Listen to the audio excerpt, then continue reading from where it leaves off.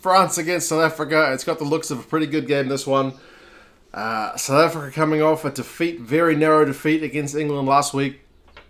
France we haven't seen in November yet. This is the first time we get to see them in action. It's got the looks of a cracker, as I say. Historically, recently, the South Africans have had the edge over the French. Last 5 results have all gone South Africa's way. Average score in those games has been 29 points to 14 to the box, so pretty comfortable winners, at least historically, although that last game they played towards the end of Alistair Coetzee's reign was 18 points to 17, so it was a pretty tight one, just kind of snuck over the line. Yeah, there's been a lot of talk about that Farrell tackle from last week for the Boks, so a lot of fans pretty unhappy about the way that game ended. I was also not entirely chuffed about it, but again, a bit of Southern Hemisphere bias there.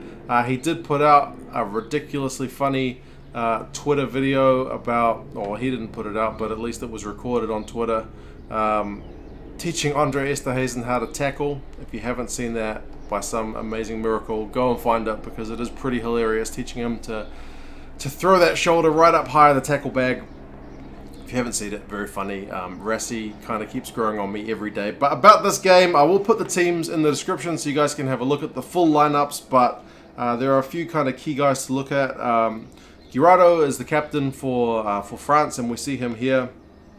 Poirot and Gomes will be alongside him in the front row, so it's a pretty decent looking lineup there. Picamoles, who was not on that tour of New Zealand this year in June, he is back and he starts for number 8, so that's kind of good news if you're a French fan. Bastareaud adds some size in at 13. He's a fiery guy to watch. We'll see how he goes, because that Springbok midfield in terms of his opposite number and Jesse Creel, he's got some gas about him and he can go around you. So whether he tries that, I guess we will see. In the backs, they've got Teddy Thomas at 14. Speaking of guys with a bit of gas and some quick feet, he's your man for the French. And pretty reliable Medard is in at 15. He, from what I've seen in the Champions Cup, he's in pretty solid form as well. So we'll see if he's able to get some time, either with the ball or on defence, because yeah, he's showed some real commitment, at least in the Champions Cup from what I've seen. For the Boks, I'm sure you'll be smiling if you see some of these names who are back for this week have been released. Obviously, it's the international window now, so we can see a lot more players that weren't available last week. The likes of Klerk, I think he was missed last week. Van Sale's kicking kind of left a bit to be desired at times, but it seemed to be a tactic. Roux is back, and he's in at 15. Not that I thought Damian had a bad game last week, but Roux is just your experienced hand, your guy who's going to take it to the next level, because he's already at that level. Franco Mostert's back in the second row. That's fantastic news, because the lineouts were an issue last week. It probably wasn't all Malcolm Marx's fault. I mean, it's a team effort, the line-out. They've got to get the call, they've got to get the jumpers, the timing, and the guy throwing it all on the same page. And there seem to be issues there. Perhaps not calling the right options, perhaps timing's off. I mean, Malcolm Marx kind of bore the brunt of it, and fair enough, some of his throws were just too high. But I would imagine as a team, it was something they needed to work on. So Mostert's back. He plays, or at least played last season, Super Rugby with the Lions, so with Mark, so they should have a pretty good relationship in that lineout. I expect that area to improve somewhat. No Etzebeth, he's out injured, so Pieter-Steph Tutoy continues in the second row.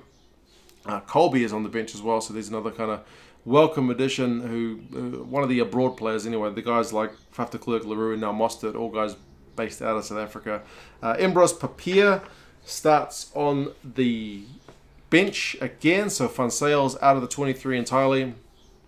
Papier just keeps riding that pine. I really want to see him get a proper crack at some point, but after last week's loss, it's no real surprise that Rassie Erasmus wants to play his strongest team and try to get a result, because 2 losses in a row is not going to look good in terms of his record, and you know, South African rugby just doesn't expect to lose 2 in a row. History says they should get a result with 5 out of 5 in their last encounters. Bookies have got South Africa by 2, so they're picking this one to be pretty close. Obviously not as familiar with that French lineup, but there's definitely some talented players there. You guys let me know your thoughts. I'll have, as I said, the teams in the description so you can have a look there. Who are you excited to see? Who you think is going to make an impact on this game? How do you think the game will go? You let me know your thoughts, and I'll talk to you again soon. See you later.